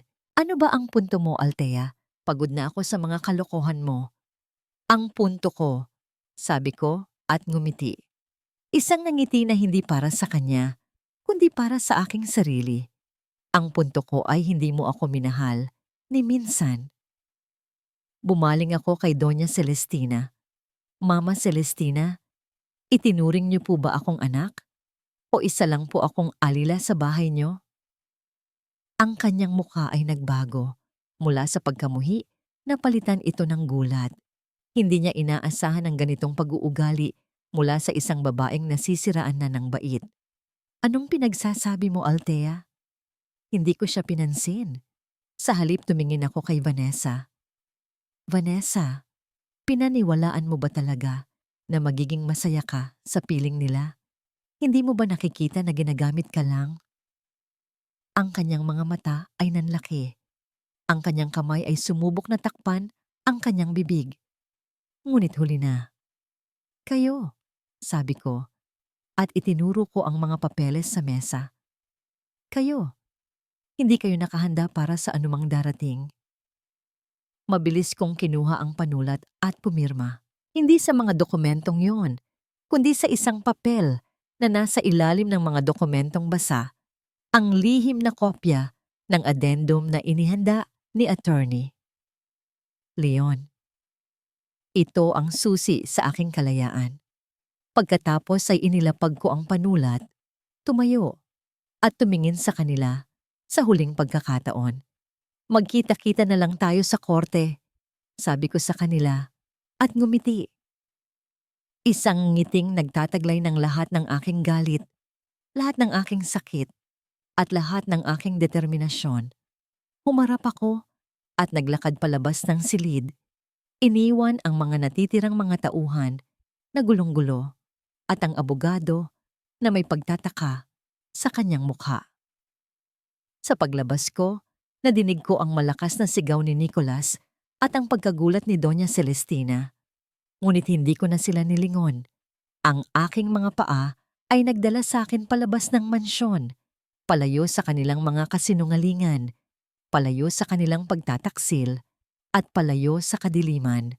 Ang araw ng aking kalayaan ay sumapit na, at ang aking kamay, sa wakas, ay hawak na ang aking sariling kapangyarihan. Habang naglalakad ako palayo sa pintuan, tinig ko ang sigawan at gulo sa loob ng silid, ngunit hindi ko na nilingon pa. Ang puso ko ay bumibilis, hindi dahil sa takot, kundi dahil sa kasiyahan. Sa wakas, natapos na. Nakuha ko na ang nais ko. Inilabas ko ang aking cellphone at tinawagan si Mila. Mila, nasa labas na ako. Pakihanda na lahat. Makalipas ang ilang minuto, narinig ko ang ingay ng isang kotse na huminto sa tapat ng gate. Lumapit ako at nakita ko si Mila na nakangiti sa akin. Binuksan niya ang pinto ng kotse at pumasok ako. Tara na, Althea, wika ni Mila. Malayo pa ang ating pupuntahan. Bea? Tanong ko. Nasa safe house. Ligtas siya, sagot niya. Hinayaan kong dalhin ako ni Mila. Nagmaneho kami palayo sa mansyon, palayo sa nakaraan, palayo sa mga taong sumira sa aking buhay. Sa loob ng kotse, tiningnan ko ang aking mga kamay. Hindi na ito nanginginig. Sa halip, ang mga kamay na ito ay nakahawak sa susi ng aking bagong kinabukasan. Habang papalayo kami, nakita ko sa aking likuran ang mga gwardya na nagtatakbuhan palabas ng gate. Sigurado akong hinahanap na nila ako. Ngunit huli na ang lahat. Sa wakas, malaya na ako. Pagkaraan ng ilang araw, nakatanggap ako ng tawag mula kay Attorney Leon. Althea, nagtagumpay tayo. Nasa opisina ako ni Mila nang matanggap ko ang tawag. Anong nangyari? Inayos na ni Nicolas ang kaso laban sa'yo, Althea. Sabi niya. Hindi na siya nagreklamo. Hinayaan na niya ang lahat. Napangiti ako. Alam ko na. Anong ibig mong sabihin? Nalaman ko ang tungkol kay Marites Leon at ang kanyang partner ay may malaking utang sa akin. Kapag nagtagumpay na ang pag-aayos sa kaso, alam kong pipirmahan ni Nicolas ang lahat. He can't afford to be involved in a scandal with a wanted person. So ang ibig mong sabihin, oo, Leon, pinlano ko na ang lahat. Hahayaan kong kainin ni Marites ang lahat ng yaman nila at sila mismo ang susuko sa akin. They are digging their own grave. Althea, you are brilliant. Hindi ako brilliant, Leon, sabi ko. Ginawa ko lang ang kailangan kong gawin. Nagawa ko lang matapos silang subukang wasakin ang lahat ng aking pinaghirapan. And besides, I had to protect my daughter. Matapos ang isang buwan, narinig ko sa balita ang lahat. Sina Nicolas at Doña Celestina ay nawalan ng lahat ng kanilang kayamanan. Ang kanilang mga negosyo ay nalugi. Nakulong si Marites at ang partner niya dahil sa estafa. At si Bea, ang aming relasyon ay muling sumigla. Ngunit hindi nagtapos doon. Sa paglipas ng mga taon, nagsimula akong magtayo ng sarili kong negosyo. Isang consultancy na tumutulong sa mga babaeng nakaranas ng karahasan, pagtataksil at pang-aabuso. Tinuruan ko sila na maging matatag, na maging malaya, at na huwag matakot na lumaban para sa kanilang mga sarili. Nagsimula ako ng isang maliit na negosyo, ngunit sa pamamagitan ng pagsusumikap, ito ay lumago. Nakatulong ako sa daan-daang mga babae at nakita ko ang liwanag ng pag-asa sa kanilang mga mata. Ngayon, makalipas ang 5 taon, naglalakad ako sa isang red carpet. Nakasuot ako ng isang magandang bestida, ang aking buhok ay nakalugay, at ang aking mga mata ay nagliliwanag ng kasiyahan. Ako ang pinuno ng isang malaking kumpanya na tumutulong sa mga kababaihan. Sa aking daliri, nakasuot ang isang magandang singsing na brilyante, isang regalo mula sa aking sarili. Nakita ko si Nicolas na nakatayo sa isang sulok, nakatingin sa akin mula sa malayo. Ang kanyang mga mata ay puno ng pagsisisi. Ngumiti ako sa kanya, ngunit hindi ko siya nilapitan. Hindi ko siya kailanman kinailangan. Ang aking anak, si Bea, ay tumakbo patungo sa akin. Mama, ang ganda mo po, sabi niya at niyakap ako.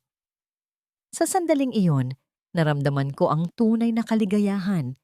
Ang tagumpay na ito ay hindi para sa akin. Ito ay para sa kanya. Salamat anak, bulong ko. Dahil sa'yo, natagpuan ko ang aking kalayaan.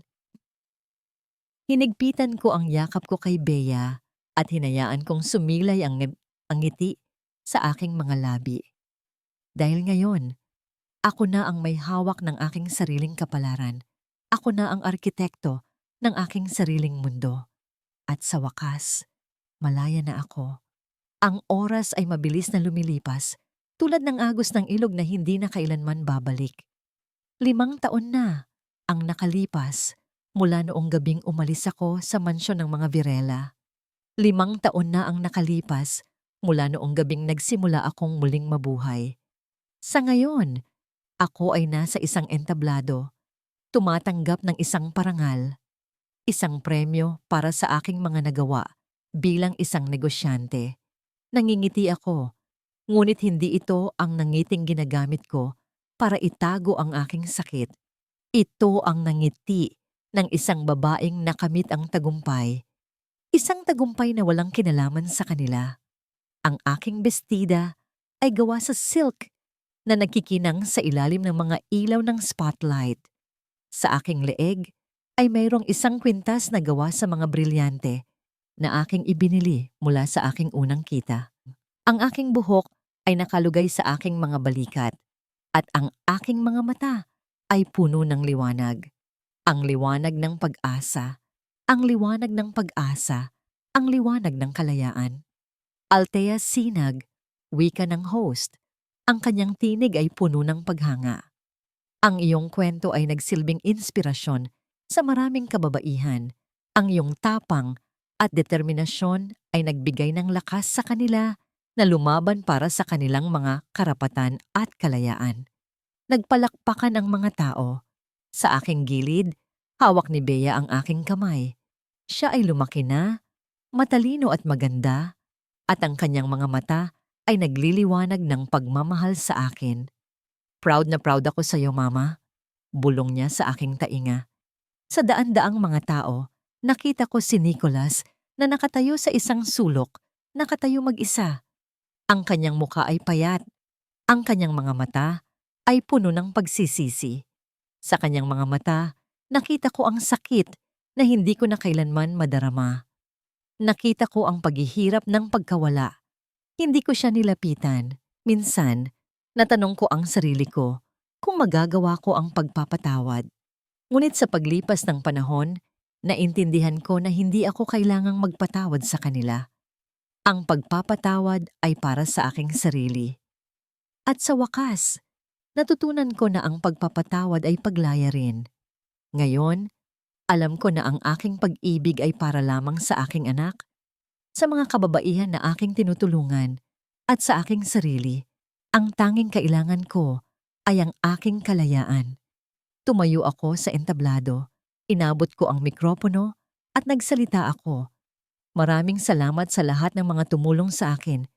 Sadyang napakahirap ng buhay, ngunit sa bawat pagsubok, tayo ay natututo.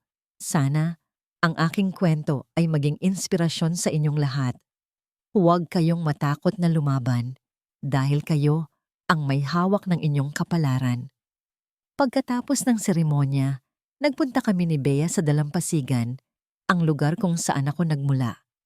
Ang buhangin ay malambot sa aming mga paa at ang amoy ng dagat ay nakapagpapaginhawa. Hinawakan ko ang aking kamay at tinitigan ko ang aking singsing. Ito ay gawa sa ginto at brilyante. Isang regalo na aking ibinigay sa aking sarili. Ito ang simbolo ng aking kalayaan, ang simbolo ng aking pag-ibig sa sarili.